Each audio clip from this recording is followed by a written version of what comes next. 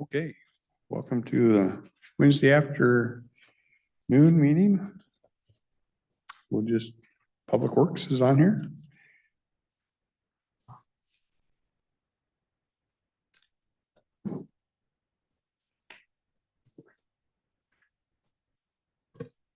Good afternoon, Susan Eugenius, County Engineer. I'm not sure if Savannah sent the items over or not. So I will just jump into what's on my list. So the first thing I was going to talk about was West Side Highway, the detour agreement.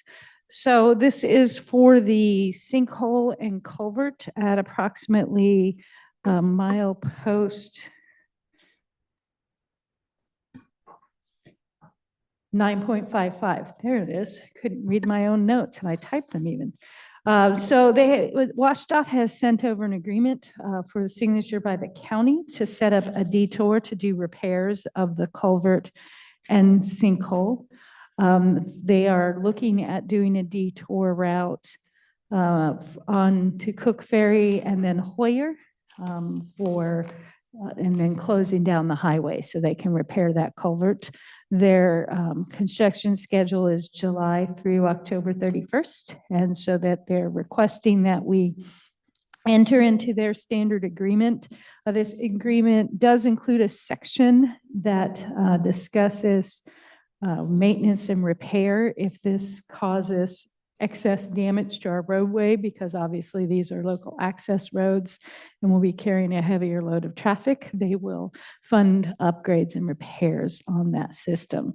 So that is included in the agreement. I've also reached out to WashDOT for the potential on how we're going to handle complaints about speeding. Because I know based on whenever we do a detour route, people aren't used to that kind of traffic volume. So what are we going to do about speeding? So that is a discussion I am still having with them. But I wanted to bring this forward because I know it's been an interest in the public and that it is something that they want to get in place sooner rather than later. So I was bringing that forward to your attention and to get permission for either Mike Moss or myself to sign the agreement so they can go ahead and move forward with continuing those discussions on potential temporary traffic calming devices such as those temporary speed bumps like we did when we had the North Pacific Avenue project, or maybe some other traffic calming devices. We will probably during the project have to reach out to the sheriffs to increase speed controls. They do have it shut down to heavier trucks, and we will continue that shutdown so that it will be predominantly passenger vehicles. Well, both those Hoyer Road, they're barely 2-lane roads.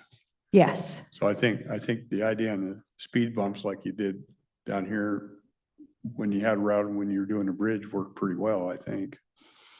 Yeah. I always assumed Hoyer was a dead end, but I see it does hook into Cooks Ferry. It does. There, yeah.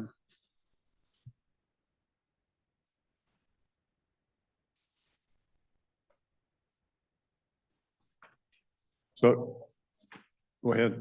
How long is the project going to take? From June, or excuse me, July, they're asking for the shutdown July 1 to October 31. It's probably, it coincides with the fish window in that area. Give them enough time to take out what's in there, put in something new, get it refilled and the pavement back in, because I believe that fish window is July 15 to September 30. You usually can extend it if you're already in the water to October 15.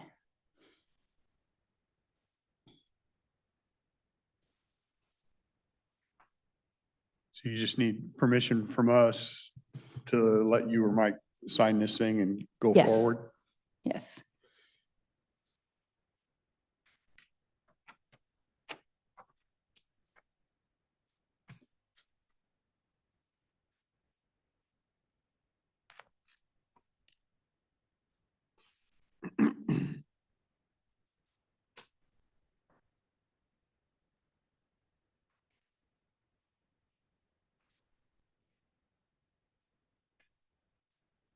Are these types of agreements, are they pretty standard or are there like exceptions to this based on this project itself? This is a pretty standard agreement. WashDOT goes out of their way to avoid entering into an agreement like these. They try and keep their roads open because they don't like having to agree to pay for damage to a local road. I will send out one of our inspectors or one of our design techs to walk that whole road and document its condition prior to the project so that we have good documentation. So once it's reopened, we can go back and do a good, so we have a good baseline versus what it's like 3 months into the project. And does the term repair mean to us what it means to the state?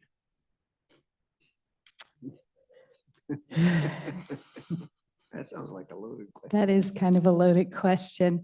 Because I mean, if we're not talking apples to apples, and they're saying, yeah, we'll repair the road, but well, what does that mean? You know what I mean? Repaired means to pre-existing conditions, and they discussed that it's to a baseline condition, which is why we would go out and very carefully document what our baseline condition is. What it was before the failure.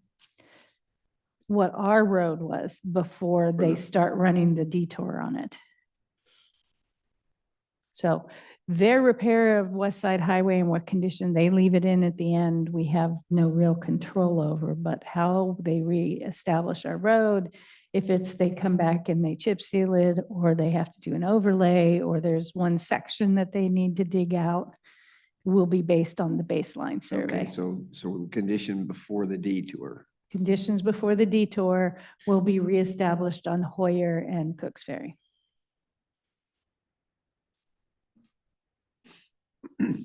My guess is if we didn't agree to it, people are going to use them anyway. Yes, yeah, and then we have no agreement. No agreement, Yeah. yeah. and you probably will still have some people who go different alternate routes to Sandy Bend. yeah, or- Sandy Bend or something like Yeah. that. So, but this will be the one that's marked. I'm sure some The fact that they're locals. keeping, I think is it over 10,000 pounds, or Yes, they're keeping that off there helps these side roads. it really does. So it's to benefit to them and to us. And it also keeps them off of those more residential local streets. Well, other than the signage, there's no real way to police that and keep those 12,000-pound trucks off the road, is there? Other than the signage and increased law enforcement patrols, Yeah. no. I will say I haven't seen them. I've seen log trucks turning at four corners and going out to the highway and not coming up West Side, so. There has been some compliance, probably not 100% compliance. Yeah, and I've had people tell me that they're seeing the log trucks still using West Side, so. Yeah, I'm sure that's true, Yeah. but I have seen some turn. Yeah.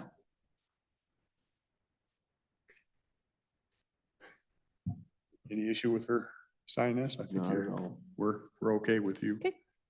Signing Great. this and moving that along. Thank you. So then the next item is the Dyke Road SEPA that you had the question on Monday. So that is for granite construction down in Woodland. That is not in anything I handed out. Okay. So we had a meeting, we being Mike Moss, myself, we had a sit down with Granite. Hey, our concern is the road's going to fall apart from the section where our project ends to Dyke Access Road due to what we've seen happen out there in the past. And what can we do to help minimize that until such time as the county can come back and reconstruct the road like we've done the other two sections. So Granite, being an asphalt company, said, well, what if we go out and we overlay that section for the county as part of our SEPA mitigation? And the county works on getting the funding and doing this project in 5 to 10 years, because that's what it would take if I started looking for funding now.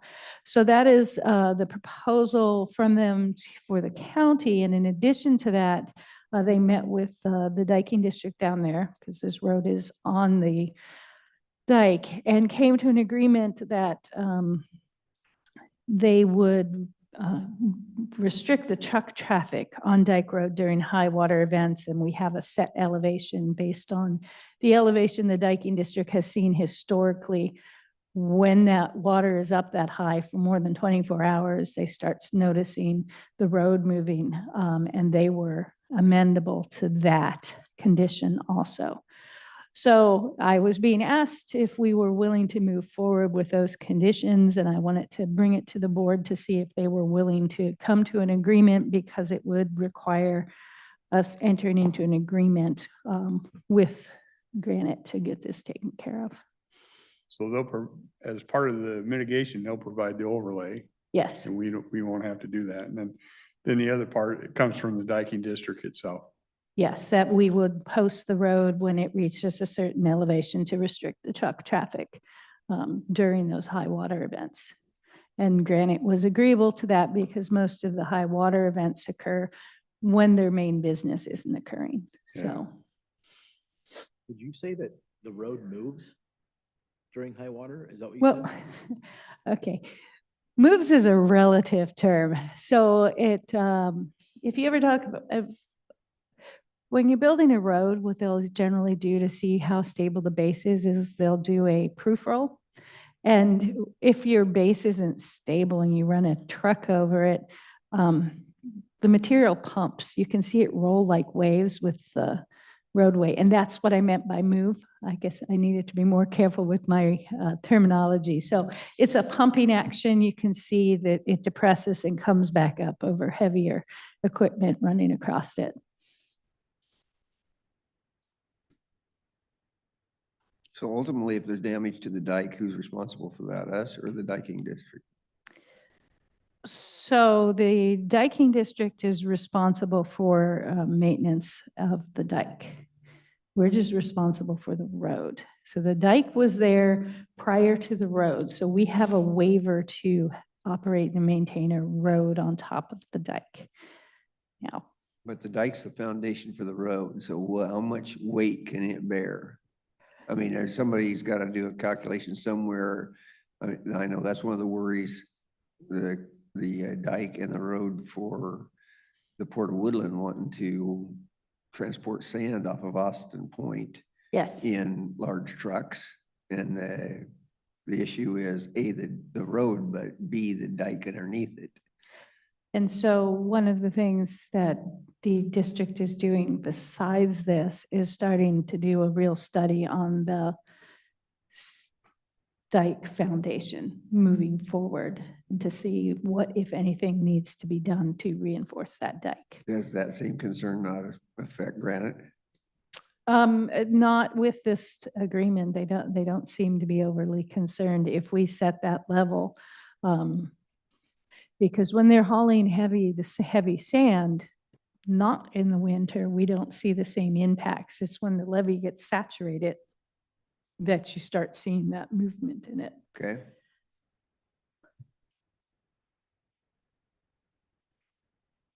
Seems like a reasonable compromise. I don't have a problem with it. I'm good.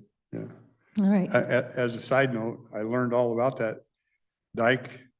When they built the dike, that's what created Planners Day. I was down at Woodland Council and got the whole history listening to them. That's where Planners Day started, because they Book built the report. dike and didn't flood anymore and they could grow crops. So Yeah, it's an interesting, mutually beneficial relationship they have, because some of those farmers still let their fields flood in the winter when we're having the high water events. And so it's, Maybe they could build a windmill. We'll call it Little Holland. there we go.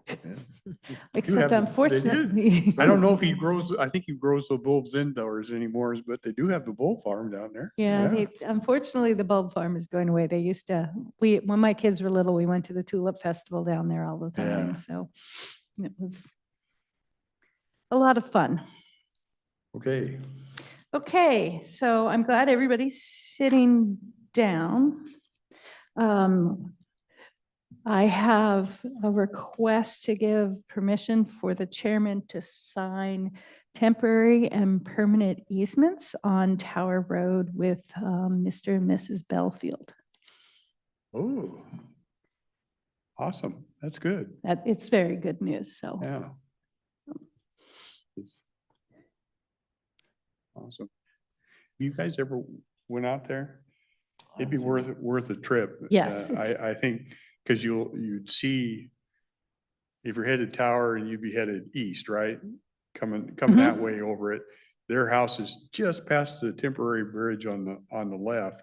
And you can see how that rock creek came out and took all that away. And boy, it was tough on them. They weren't happy. And Conservation District went in there and did a marvelous job of trying to shore that up and bring those back.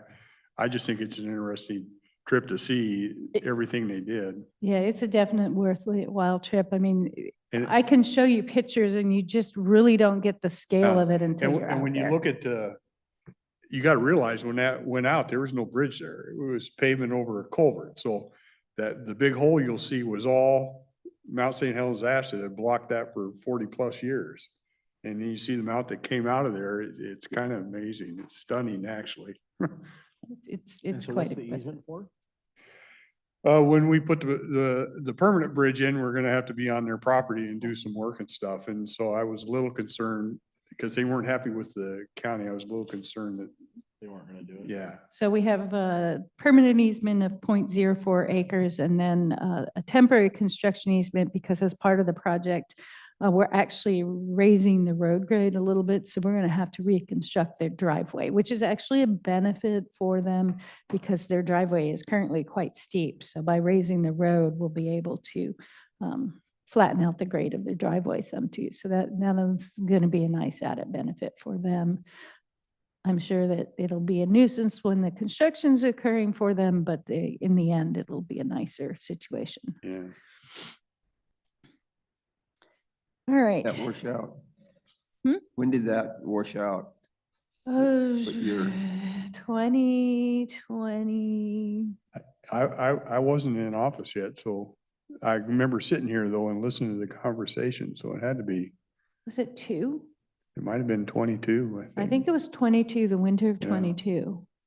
And so the summer of 22 into the fall, we were getting the temporary bridge installed. And now we're about 95% with the construction drawings. So we're getting our easements and finalizing our permits, and we will construct it next summer.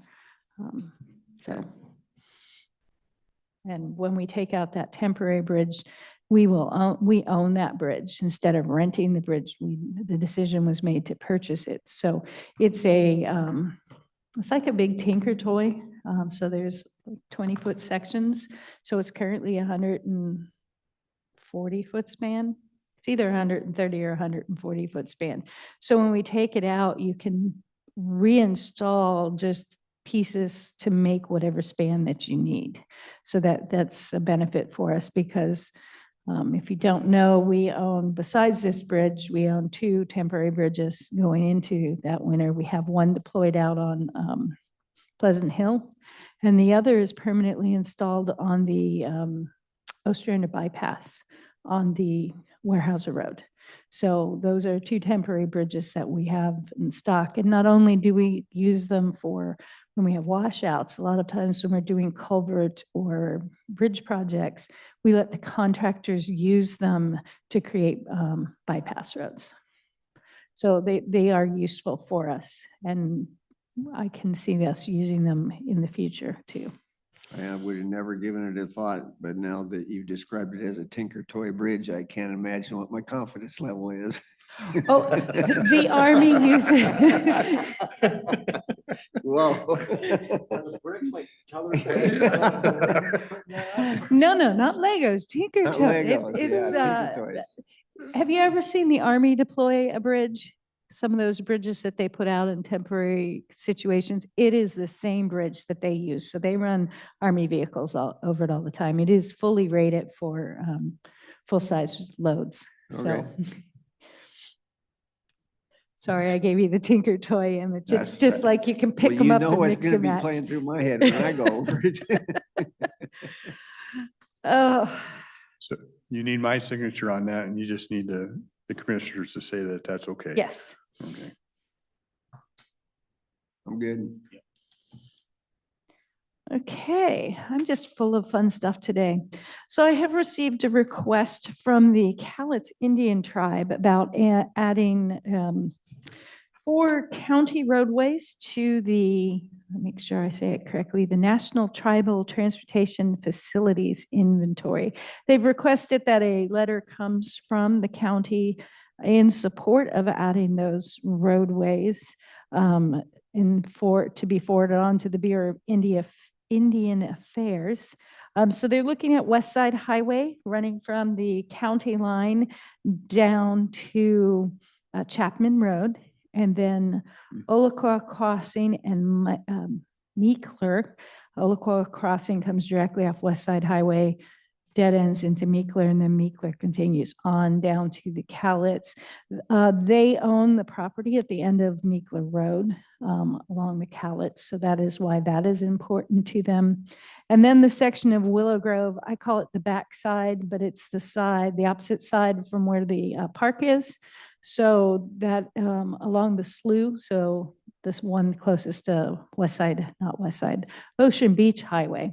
They own a strip of land and I believe have fishing rights in that slough. And so that's why that road is important to us. It is still the roads would still be our responsibility for maintenance.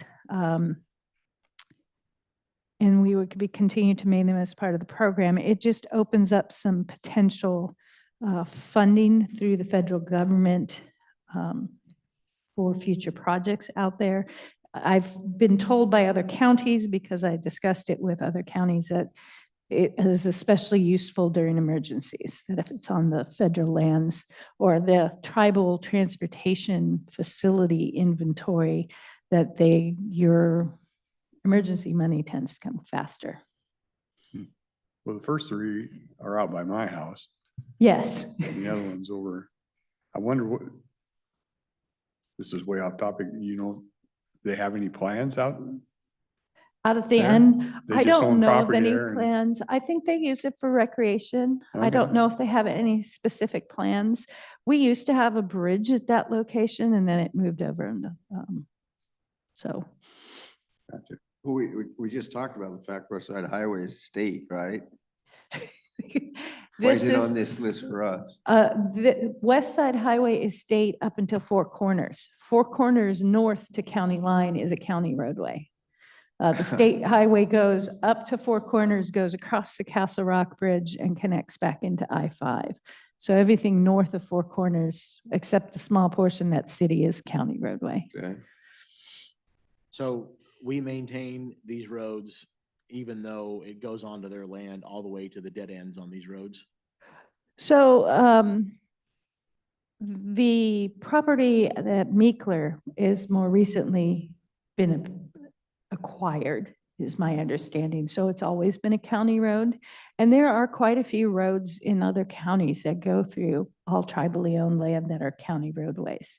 Cowlitz tribe is a newer tribe, so they're working on getting themselves more established. I know they have requested this same letter of understanding from both Lewis County and Clark County for various of their county roads also. And so it's not necessarily roads that are completely sanded by tribal lands, but roads that their tribes use for their transportation to and from different locations. So do we know where that stops? Like for funding purposes, if we're on an access road to get to one of these pieces of property, can we use funding to an access road to that road? You know what I mean? How far back does the funding go if we ask for it to fix the roads? I think it only applies to the roadways that are on their list. So so Willow Grove, beyond what's included, would not be able to get funding. But Willow Grove Road itself could. Yes, the portion that we're including, yes.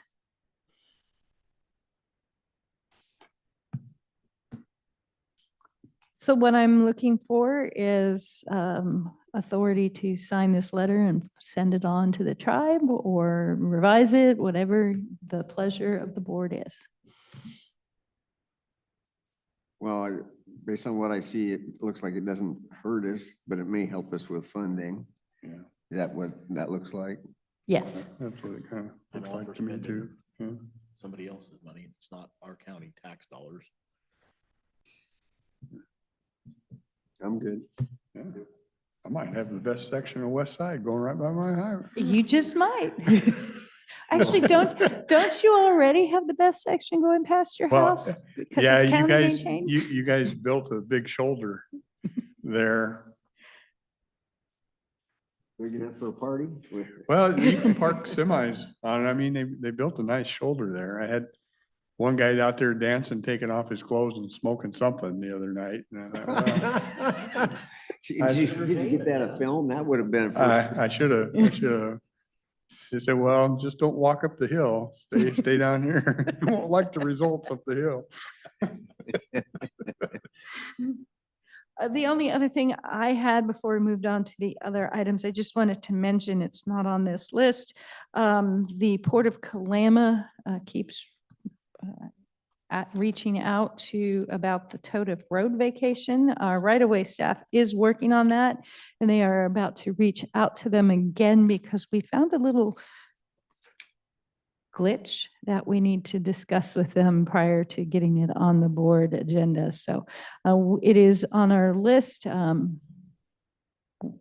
We were waiting to be made aware from Kalama that it was their priority at that Yeah. point. So now, since they're reaching out to you, I'm guessing they have made it a priority. So it's on our right-of-way staff, but we're going to be reaching out to them with a glitch that we just found to try and figure out how we're going to move forward. So we are working on it. I appreciate that. It wasn't anything that they said anything about for a long time. Yes. So I guess we're going to move on to the landfill. I'm not going to figure out what the letters stand for.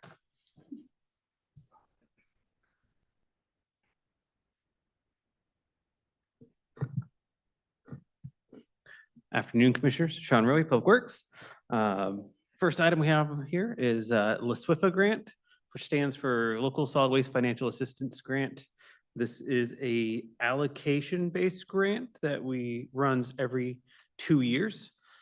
So currently, we're closing up the July 23 to June of 25 cycle, and we're going into the July of 25 to June of 27 cycle. This grant is used to help offset the costs for the household hazardous waste or moderate risk waste at the transfer station, aerosols, lacquers, things of that nature. Additionally, it does partially help fund our recycling sites around the county. So the grant total that we are authorized for is $482,626.67. It's a little bit higher than last year, but this is a 25% match. So of that dollar value, Ecology's share will be about $361,700. So we still have skin in the game on all of our household hazardous waste, moderate risk waste, and recycle center items here. In the past, we have funded some of our homeless cleanup with this as well. It's a smaller value, but we weren't able to fund that with this grant this cycle. So as I said previously, this is an allocation base. So there's a fixed value that every county is awarded, plus a per capita value as well. So through the allocation table, we were at 358,000. So we were able to get a little bit more than that, but not a lot. Walk me through the acronym again. It's what? LSWFA is? Local Solid Waste Financial Assistance Grant. Okay. We like to call it LaSWIFA.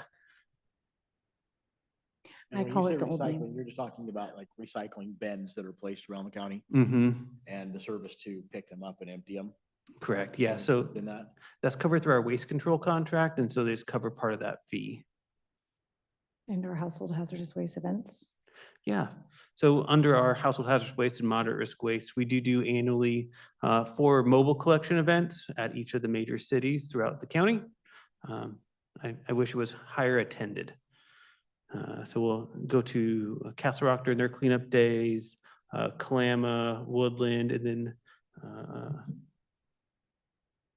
Riderwood. Thank you. So it's not Council. No, not Castle Riderwood. So we have one out up north there. And so I guess what I'm asking for today is the board to allow us to sign this with the Department of Ecology and then bring it forward on a consent agenda. It's a DocuSign kind of thing. Okay. One question, and I know you would have thought this through, and I'm sure it doesn't apply, but I'll ask it just so I did. The Department of Ecology is famous for putting other conditions you gotta meet. They don't add anything that costs us that would make this be a wash. No, there's no Yeah, additional okay. restrictions or, yeah, there's no hard strings here. As it's like I said, it's an allocation based. Every county gets the same base plus a per capita fee on top of that. All right. In the reimbursements, they ask us for a narrative, what we're doing, what this accounts for, what the total tons are, so we give them a lot of information, just for grant Mhm. purposes. But aside from that, I think that's all I can think of as far as strings attached. All right. Good with it, sure. Thank you. All right, so we're going to move on to facilities. So Sean and I are here today to discuss some real estate purchase. We were given legal's direction to discuss an open session. So that's what I'm here to do. And I wanted to let the board know that we are at the kind of the final stages of what we would call negotiations in our agreement for purchasing I guess you'd call it 2 floors of River Suite, which is 4 office locations for Office of Public Defense. And so all in a total of $889,000. And that's for all of the floors that I indicated.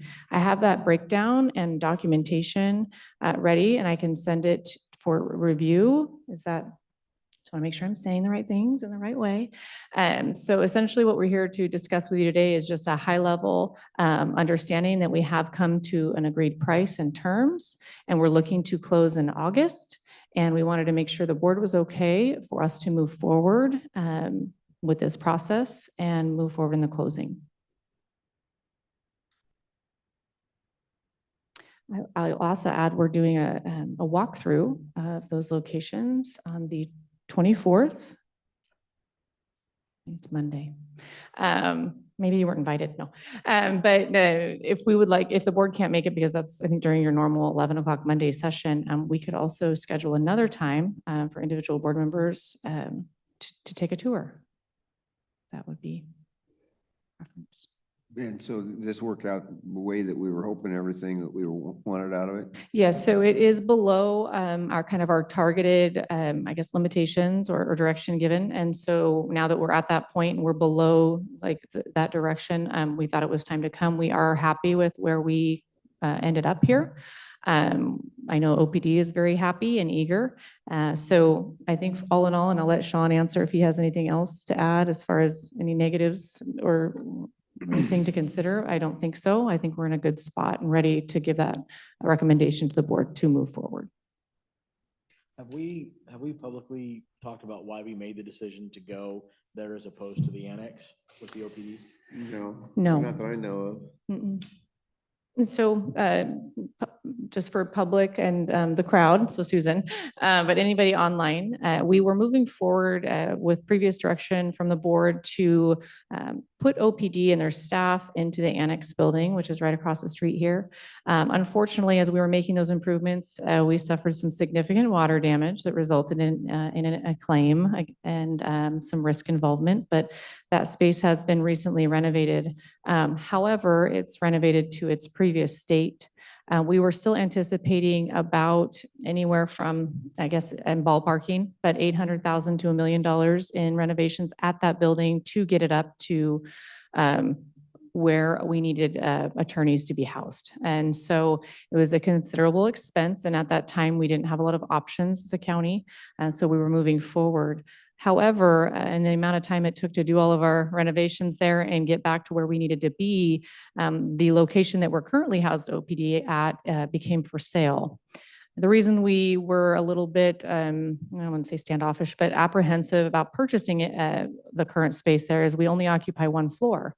And the whole purpose of moving into the annex was to get out of the leased situation, but also have the ability to grow staff due to some state and federal mandates with OPD and attorney size and caseload.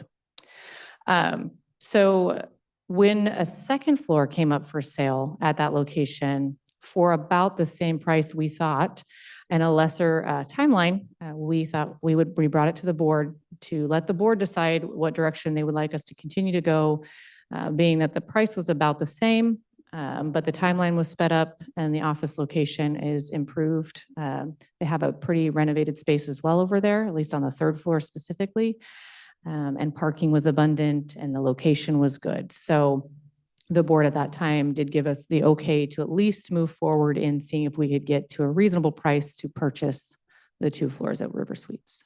This, I think, you can correct me if I'm wrong, but I think the initial conversations was that we would like to have another space over there, but nothing was available. They That weren't is correct. willing to sell at that point in time. Yes, And this is covered by a homeowners type agreement because It is. condo situations, so maintenance fees are built in correct. on a monthly thing and taken care of when there is major stuff that needs to be done. Yes. And it gets us out of a lease that's roughly 100,000 a year, something. Yeah, we're about $80,000 a year on Yeah. that right now. Yeah, so, Well, now OPD is gonna pay us rent. yeah, we could charge them. There we go. Exactly. Yeah. They're I gonna have do- money now. I- Yeah. Interestingly enough, to add on to that, in between all of this, that new mandate did come out to decrease the size, the caseload size significantly. So I think Yeah. that we would have actually ran out of space at Annex had we have decided, to stick it out there. Yeah, and I think Ian will come in and talk about that a little bit at some point. He was waiting for some more information, but Mm. just to give a scope of what the changes are, they operate on a point system. Each case is awarded a point. Easy cases could be 1 point. Mhm. A longer juror trial could be 3 points. And their staff, you could go up to 120 points a year. We never really had them up there. They were running about half of that. And the new mandate is, we're given some years to bring it into effect, but the new mandate is like 47 points from 120 down to 47. Wow, So it is a I didn't know that. dramatic change, but we're not operating at 120 now. We're operating pretty close to the 47. Mhm. But at some point in time, yeah, it will affect us. That's quite a bit of change. And logistically, it made more sense to stay over there if we could. There were a lot of things. that made Yeah, yes, absolutely. So aside from this very close proximity to our other legal campuses where jail, juvenile, the Hall of Justice, we were running into some roadblocks, trying to establish good parking options here at this building. As you guys know, there's limited parking here already, and we would add it to that considerably. So we were looking at leasing parking lot space, which was, for improvements there anywhere from 80 to 100,000 as well. So it just, the costs were adding up there. Having the annex vacant, it provides us a lot of opportunities for usable space, that it's in good condition for other county departments that are currently maxed out on space. But also personally, it provides us with a lot of open space for our Hall of Justice Millig project, where court departments can use space that's secure and open and available. So. This was one that it was pretty easy to see. It made financial sense, I think. Yeah. And you guys came in below the target. We You did, a good yes, job. not by a ton, but we did come in lower than the target, so. Yeah. And what I plan to do is, I didn't want to just forward that all to you blindly without, giving kind of some context here. We weren't able to last week, but I'm more than happy to send some of that documentation over for review. At this point, you're not signing off on anything. We just want to make sure we're on the right track, what the board would like us to continue to do. So that's all today. You just need us to tell you to keep moving forward. Correct. Yeah. Yes, Yeah. that's the wish of the board. Okay, will do. Full speed ahead. And then was there interest in doing a walkthrough that would work out with your schedules? At this Yes. point, we have another month or so. Okay, I'll be gone the next couple of weeks, but when I'm back, we can figure something out. sounds good. Okay. Okay, yeah, it is Monday at 11, so, okay. And then also, were you able to pass those out? Okay, so Sean's passing out, we're gonna get started a little bit earlier on some of our budget items because there will be some decision-making involved. So today we wanted to bring forward we're calling it our 6-year facilities plan. Sean changed it up on me today. So it used to be the 5-year plan, but because of some of the budgetary constraints and some of our longstanding capital project improvements, we decided to add another year so that the board could get a really good idea about where the county facilities capital funds would be, from now through 6 years if all plans move forward. Some of the notable items on here, the line items, we have a majority of our capital improvement budget going towards the juvenile facility. There's been considerable deferred maintenance on that building. Really, since it was built, I don't believe there have been any, I know there haven't been any replacements of the roof, just patching. If you've been in that facility, you've seen the condition. So we'll be tackling that. And at the same time, we'll be also tackling some HVAC units up there on the roof that have failed. So that it will be a considerable part of our budget really moving forward into the late 2020s, which is hard to imagine.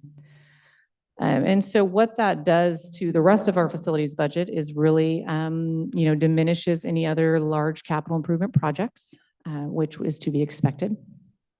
It will reduce our tenant improvement fund, which is that committee and that policy that the board approved earlier this year. So that will be reduced as well. And it just has some other effects that we wanted to make sure the board was aware of, that we will be bringing forward here this next budget cycle, which is coming up really soon in August. Well, I'll be straight with you and tell you, I think we need to work hard at finding another option for the juvenile center. I think pouring this kind of money into a facility that houses less than a dozen kids, I can't see where it makes any financial sense for the people in this county. And I know it's a tough thing because we have some mandates from the state, but I think we needed, in my opinion, I think this board needs to take it upon themselves to try and find a better way to do this instead of, if it gets to the point we have to, but I think we need to explore other options because that money will be better served at other buildings that actually house. I agree. I know right where you're headed, and I absolutely agree with where you're going. Okay. Me too. And we've started conversations. I've had conversations with some of the other commissioners on my couple of the boards that I sit on, and they're open to having conversations about us working together to come up with a solution. So I don't know if it's a workshop on our part or we just find a way to, I think what we should, this is going to make juvenile all nervous and I apologize for that, but these are some of the things we got to address and I don't know how else to do it. We have to do it out in open. So I think it'll probably be in a budget meeting at some point in time. We're discussing the capital, our next 6-year plan on capital improvements with the majority of our funding going. I guess to juvenile. here's what I would probably ask is we've done some, as Commissioner Raiders has mentioned, we've done some research. I think you guys should do some research on maybe other options and then we'll just hold a workshop. We'll have to be frank. I know it's going to make some people nervous, but I think we need to address this thing.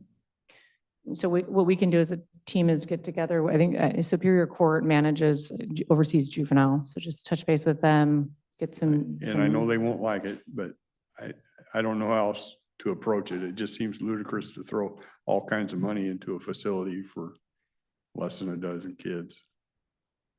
You know, At some point, we have to take inventory as to how much money we're going to put into facilities that are way underutilized. I agree. Yeah, Stop kicking the can down the road.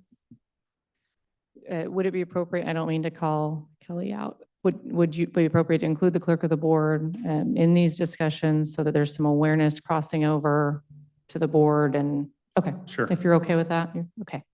sure. Okay. Didn't mean to bring you into it. No, that's okay. Kathy Funk Baxter, Finance Director. We do have on the schedule for the 26-27 budget discussion, the capital plan, which is one of the dates. And it's going to be in, I think, October though. Okay. And that Well- was a concern I wanted to get. And that's probably okay, because I Ahead think of it. this type of workshop should take place before that. So when you come in with that, you have some kind of concrete direction. To add on to that, I did actually had a quick meeting this morning with David Hodges, who's our lobbyist, to talk about future earmark requests moving forward, what kind of capital improvement facilities requests we're looking at. I included, of course, juvenile because it's so much of our budget. And we talked about this building and some seismic upgrades, you know, some funding opportunities. So we are on our end just trying to see what we could get to help us out on that front so that we're not abandoning all of our other capital improvement, you know, maintenance and upgrades. So we are doing that too. So it's not just this is all or nothing. I just wanted to get ahead of it so that we're not coming in October and saying, you know, here's what we have, sorry. So, you know, if the board wants to explore other options, now's the time. So we'll start doing that and working together and with Kathy to see what we can figure out. Okay. So. One of the other concerns I want to raise, just for information purposes at this point is, besides this building, which is 103 years old, what other buildings do we have that are in that vintage area that have architectural designs with 60-pound blocks of concrete hanging by mortar? I don't, right? I mean, Really, really just this one? Who the heck put It's- those things up there? Well, I guess my concern is obviously if weathering and years of age start creating that type of a problem, which we're trying to address on this building, do we have any other buildings that we possess that need to have any type of attention, or at least be looked at with that critical eye to make damn sure we don't kill somebody walking in or out of a doorway? So for this, for buildings wise, this is the oldest that's in our current inventory that we manage. And then annex would be, I mean, off the top of my head, that close Yeah. second. And that was built in the 40s. Did you have, I was just trying to take a look out the window at the annex and see, what's that do we see outside look like? bricks falling? No. Does it have this type of architecture on the outside? I haven't even looked at it. Not to that this close. extent, no. And we're in the side of the building that's like the modernization, the modern side, which is a newer side. It doesn't have the same type of architectural like elements, and it's not the same of, concrete and brick attached. That truly is isolated to that southern side and the side corners. So that's what we're tackling now. Good or bad, however you want to look at it, this building is on the Washington State Washington State Register of Courthouses, that whole, and it provides opportunities for grant funding to make those types of improvements. But it will be the You have to next. keep some of the flavor of it if you're on that. That is correct. So no matter grant funding or not, we still have to keep up with that requirement. So it obviously becomes very expensive. So this will probably be the next Hall of Justice, type of, not to maybe to that extent, but it'll be expensive. Yeah, So. okay. How soon will we have a report back on the condition of what the problem is and what the potential fixes are? We are meeting on that today with the project coordinator. So hope to have an answer for you. I can email you, but the next meeting here so that everybody kind of knows what we want to do moving forward.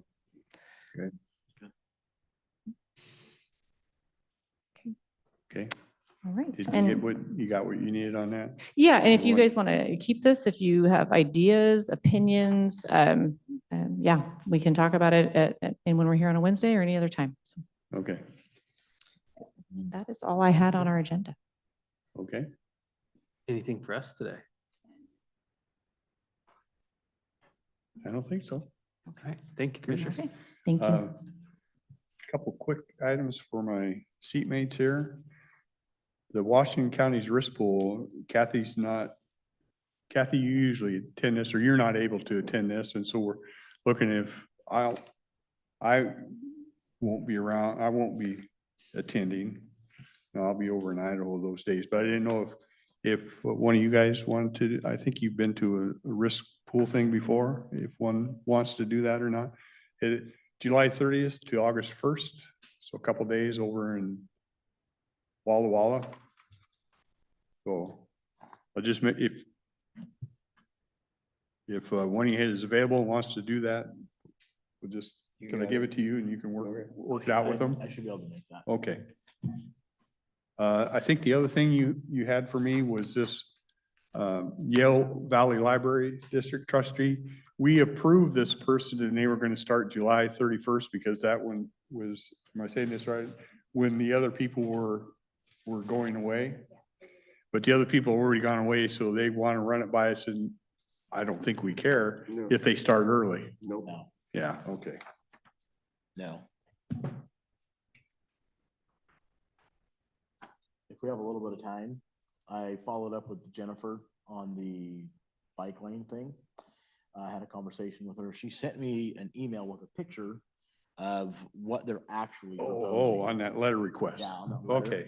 Cause I asked her, I started off by, can you explain to me what you guys were thinking with these bike lanes? And, she was a little taken back. They're actually, what they're proposing is to, take bike lanes off of the road and put them in the middle lane, which if Kelly can pull up the picture, I can show you, which this seems like a much better idea than what they have done throughout the rest of the city. So if you look there, that's the way that it is. And they're wanting to take the bike lanes off of the road and putting them onto the grass so that it's not in the roadway. Okay. So I said, well, that's a completely different idea than what we had imagined you guys were talking about doing. Do you know if they've run it through their council? Has council said they want to? So I did not ask that. What she was looking for was just a letter of support from us, I think, to maybe help their efforts. So if they were granted it, then I'm assuming then council would choose where they wanted To move with it or not. to move it with it or not. It's, that letter is addressed to somebody, I think at the state level, looking for basically saying our support for the funding that they want. Yeah. But I see by looking at that picture, they're doing away with one full lane and filling that in with grass or concrete for the bike lanes. But again, they got that open culvert they're gonna deal It's with. supposed to, they're gonna make it look all pretty, I guess. I don't know. Yeah, you can't wait. Landscape it. They'll have frogs and fish and the kids will be in there playing, wading around in it. Yeah. So, Maybe a turtle or two. Yeah, my real, well, they got turtles in Sacagawea, they'll end up in there. I also did I got a phone call from a gentleman complaining about the tent. I think it's the tent that you were talking about, Rick. Does the railroad or Weyerhaeuser own the property right there on the river? When I said where, I think it's actually DNR. Is it DNR? It's DNR. I said Weyerhaeuser, but I was mistaken. It's DNR owns that property on the river till, it doesn't go all the way. Does it go up to like the old plant or something? At some point in time, it turns to Kelso. Yes, it does. So there's some jurisdiction change there. I'm not exactly sure where, but they tend to stick on the DNR side because I think they're less. Hassleless. DNR doesn't come out as often. Correct. Although the last time they had that, I think Mike talked with DNR and DNR did come down and clear it out. Okay. So if that's a problem again. Yeah, his concern was, I guess I didn't realize it was as close to a school as it is, but he said he has witnessed a couple of guys. Is it Barnes? Yeah, going from behind the school over to the area back to the tents. And he said that raised some concern for him. So, yeah, okay. Then I just wanted to report on the meeting that I attended on Thursday, whatever it's Collaborative? called. Yeah, the collaborative. Spirit Lake Toodle Cowlitz River Collaborative. It was interesting. I don't know that I made any friends at that meeting. But I really felt like part of the reason there's been a lot of inaction is because a lot of the things that I was hearing there with regards to the issues that we're facing right now. And I walked away from that meeting with the impression that it really exists for itself right now at this point. I'm not saying that they're doing much. So I don't know what Commissioner Farrell's take on his Friday meeting was, but that's what I walked away from on Thursday. Well, if you Pretty bothered them on disappointed. Thursday, I really upset them on Friday. Yeah. I felt, they couldn't answer my question on after 45 years of failure with the Mount St. Helens monument and all the things that they were challenged with by Congress. By the way, that one of the things that they admitted is the mandate for the monument was for scientific and recreational purposes. And they focused on you can't touch it because it's a scientific experiment. However, the mandate from Congress also mandated recreational costs and improvements. But they've completely ignored that. And you got so many federal agencies going, well, this is what I control, but wait, you got to ask them over there. They point fingers 7 different directions because none of them want to take responsibility. Yeah. And oh, by the way, we can't get funding from Congress. And oh, by the way, this, and oh, by the way, that, and you can't do this, you can't do that. Well, okay, 40 years later, we can't do a damn thing. Why are we going to pay taxpayer dollars to keep this organization going forward? So, yeah. And to be honest with you, that's why the previous board finally kind of took the tack. It's really an our thing. We're working with Congress. And that's what the last 2 years been out and having meetings with them because it really has to change back there. Yeah. Yeah. For it to have effect out here. So I told them until they get local support, and if they want, I'll go knock on doors and work on collecting 5,000 signatures. If they write up a really good letter for all of our Congress representatives, I'll go knock on doors and get signatures. They even pay for stamps. But if you don't get local awareness and grassroots movement going on it, it ain't going nowhere. yeah, I agree with you. So. So I'm not sure I took very much away from that meeting other than I questioned its existence. Yeah, I'm hoping I don't have to attend another one, but we'll see what happens. Going, dang it, I might be out knocking doors. I don't think they're gonna invite me if they can help it. How close are we? We're pretty close, aren't we? 3 minutes. I think by the time you get up there and work your way, is that the one you need me? Yes. Okay.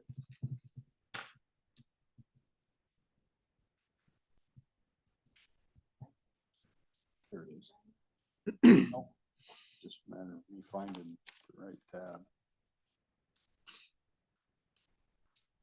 Port Longview meeting this morning, they passed a resolution. They moved it from an advisory to an action item to pursue a TIFIA for TIFIA? funding, a TIFIA. And I went, whoa, wait a minute. Like the female version of the TIF? Yeah, that's what I was worried about. I went after they had their discussion and they approved it, moved it forward. I cornered them before they went into executive session. And I said, what in the heck is this? And what does that mean? How's it going to affect the county? Not going to affect you at all. It's a request for federal funds for a tax incremental financial initial aid or something for their railroad project. But it's all federal funds, got nothing to do with county. Oh. I said, thank God. Well, I'm glad you were there.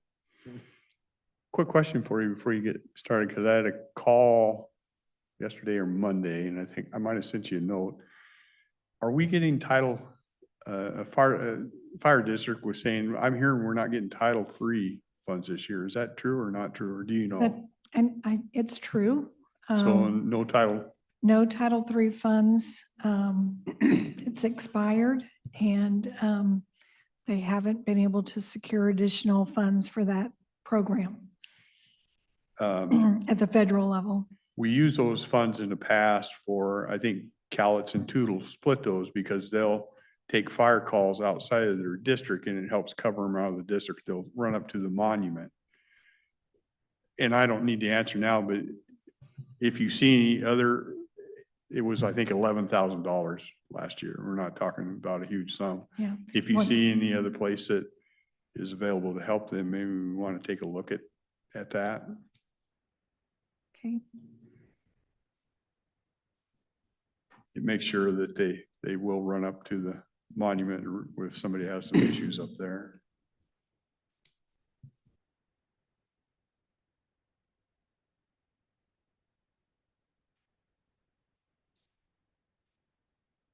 Okay. Okay, thank you.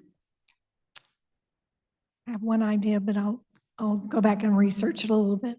Yeah, and I told him I'd get back to him before the week, but what I'll do is tell him that we're researching it and then I'll deal with it when I get back. Yeah. Okay, Okay. you ready for me to Yeah. start? Yeah. Kathy Funk Baxter, Finance Director. So we were tasked with taking and creating a roundtable and a discussion about the district court billing rates. Also, by the way, Molly Martin is online, if, just in case. Anyway, so we had a show of people that wanted to participate, and the good news is every city participated in this roundtable. And so we had some discussions about the expenses and things like that. So here's a couple of things that came out of that roundtable. We're requesting to do the phase-in over 4 years. The last time we talked, it was over 3 years. So they're asking for 4 years. So that's what I'm here to present in our proposal. We also are excluding jury fees. Those expenses paid out on behalf of the cities, and since the cities are already billed for that, and so they were excluded from our cost. We also looked at all of our expense lines, and we determined that postage expense was primarily related to jury trials, and those are primarily associated with just county cases. So we decided to exclude that expense. I think it was something like in 24, we had an expense of about $15,000 related to that. And then we also looked and said, well, if we're having jury trials, we tried to allocate a percentage of one of the staff members towards that effort out of the district court's personnel. So we excluded 25% of one staff member, their salary and benefits, et cetera. And then associated with that, the IT costs that are billed to the department based upon FTEs. So we did that as well. And because of the fact that it was related to jury trials. We are keeping the allocation of security cost because that's something we add in, a small portion based upon the square footage of the district courts. We're keeping an exclusion for the interpreters, and we're also keeping an exclusion of the revenue from the state that funds a portion of judicial salaries. And then we're keeping the case allocation of the expenses. We weight the cases so that infractions cost basically are less costly. And that's 31% of the total. And then criminal is weighted 69% of the total. And so we kept those things in place. As far as the incremental increase, in 4 years, are they going to be brought up to current cost in 4 years or to today's cost that we've discussed? In 4 years, they'll be brought up to the cost that we calculated that would have been for 26. Yeah, so for about 29, they will finish the 4-year phase.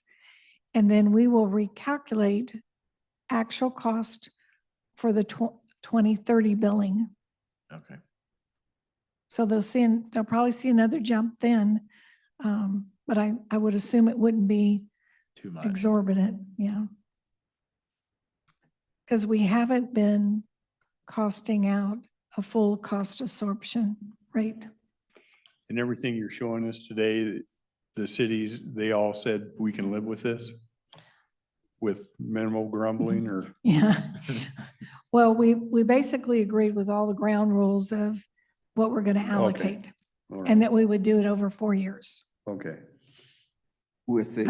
I'm sure no one is happy about an increase. I'm not happy about it either, but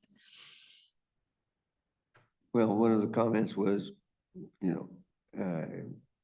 if this equates to a 25% increase in the cost to a city, what is the 25% increase in work getting done by the county? Da, da, da. It's not associated with any change. It's associated with the fact that we've been subsidizing those cities, and we're trying to get rid of that subsidy and make it fair Correct. that they're paying their way. So on that note, if in 4 years we bring it to 2026 numbers, is there an understanding that in 2029, we're gonna, or 2030, whatever that number is, that we're gonna bring it up to full speed? We're not gonna step anything else in? we've created our interlocal contract, a draft of that. We've sent it to the prosecuting attorney's office to help review that for us. And it's in that contract that their rate is set for these rates. It's going to be a chart. And then it explains exactly how we're going to do the allocation thereafter, and that we will show it and share that and all of the calculations with all of the cities by June. And then we will have a final letter that says in October, these are your rates. So they'll have from June, several months to look over that, bring up any questions that they have or want to have a discussion about it well before that it's finalized. Okay. So was there not an agreement in place before? I mean, how did we get to this point? Did one expire and we just didn't renew it, or what was, so that we don't get to this point again 6 or 7 years down the road? Yeah. So the contracts that were there, they were in place, and they had wording that says every October they would be provided with the new rates. It didn't explain how the rates were calculated, but they would be provided with new rates. And my office, the Office of Financial Management, did not calculate those new rates or do any processing to provide that information to the district court so that the contracts, so we could live by that. So it was a turnover in the office, and just procedurally, those things were never updated. And so Molly brought this to my attention, and I started working on it. And so now here we are. So the new contract will have the procedures in place, it sounds like, as to how we do it. Right. Okay, And that it's a full cost allocation. all right. This is a chart that shows you based upon 2024, the cases, how they kind of break out in total for the county and the cities. And there's a little over 20,000 cases. Most of them are infractions. And so, and then the 2024 expense, this is how it breaks out so that we can calculate a rate for an infraction, and we can calculate the rate for a criminal case. And so now the new 2026 full rate, if we were to implement it today, the full rate would be $59.47 for infractions versus the current rate of $36.39. And so the change is $23.08. And we're going to divide that $23.08 over the 4 years so they see the same increase each year. On the criminal, it works out to $211.97. And our current rate is $115.14. So that's the one that's the biggest increase, and it's $96.83, which will be spread over 4 years. But it's also the lower number of cases. And just for reference, in 2024, our criminal cases of that number are about, let me see.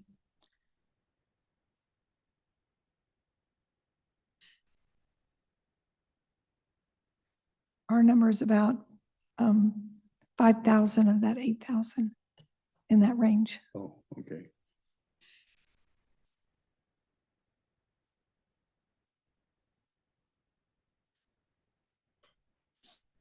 When we first presented this, we had calculated that the infractions would be $61.70. And after this roundtable and discussion of items that should be excluded, we're now down to $59.47. So they saw a reduction in that number. And then for the criminal, we had originally calculated $219.94, and now it's down to $211.97. And we looked at, I think it was Thurston's contracts, and their rates, which were a couple of years old, and we are in the ballpark of the rates that are being charged in that particular county. And those were old. Those And were you like said Thurston County? Thurston. Oh, okay. But they had a little more complex chart. They charged for a DUI was a different rate, things like that. We talked about that in our roundtable, and they all agreed that it was fine just to leave infractions and criminal, just to leave the 2 line items instead of having 5 or 6 line items with different rates. So in spite of having the roundtable, it didn't really move that much from where we were at originally, No. with the exception of the incremental application over the 4 years. Mhm. So you were pretty close to where it needed to be from the get-go. Yeah, but we excluded a few things that probably are to be picked up solely by the county. Yeah. So on the phased-in approach, if you just wanted to see it, so next year we would go up to $42.16 versus the 39 that we're at, or 36, I'm sorry. And thereafter, it would go up an even amount every single year. And then the criminal would go from 115 to 139 and increase a similar amount every single year. And just for the record, changing for the 2026 rate, and if all things were the same, the caseloads pretty much stayed the same, that would bring $86,000 to the county general fund in 2026. Total or above and beyond what we're currently Oh, receiving? above and beyond what we're currently receiving. Yeah. So roughly that's gonna be how much it steps up every year if it stays the same number of cases. Okay.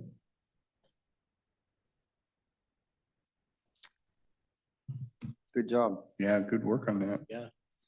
Okay, anything You else? We're you held a gonna, round table with them and you're still here, so I'm still here. Yeah.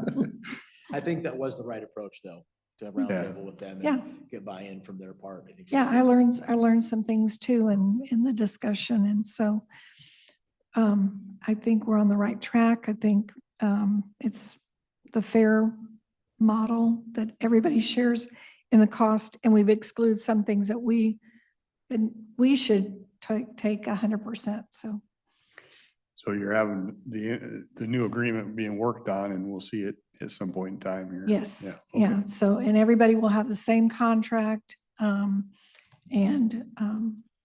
I've sent it, before I left for vacation, I sent a draft over to everybody over there, Doug and the whole group. to see if they could look it over and tell me where it needs to be modified. All right. Good job. Okay, that's Well it. done. Thank you. Thank you, thank you. I know we have people coming up to ask for an executive session. I heard rumor that we thought we should have one before. Okay, I would Okay. suggest that we have Yeah. one. Are you Absolutely. good with that? So that would probably fall under performance of the public employee and why don't you give us 20 minutes? Okay, so we will adjourn to that.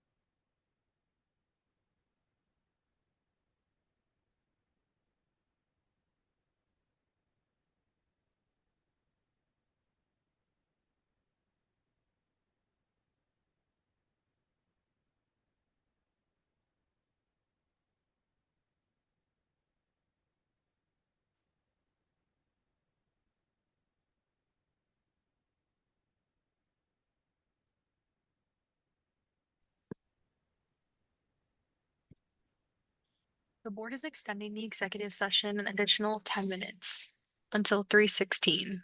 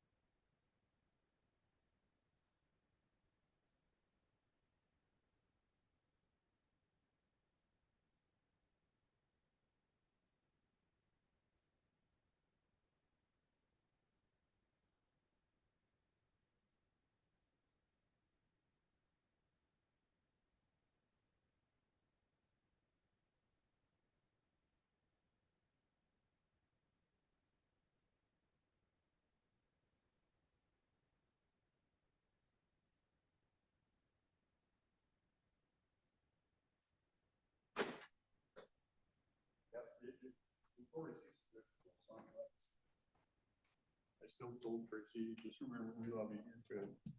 And there was a gentleman in the meeting this morning at the Port of Longview said, thank you for taking care of that private road issue. I don't even know who the hell he was. Okay, we're back from an executive session. No decisions rendered. If there is no other business, seeing none, we will adjourn. Thank you.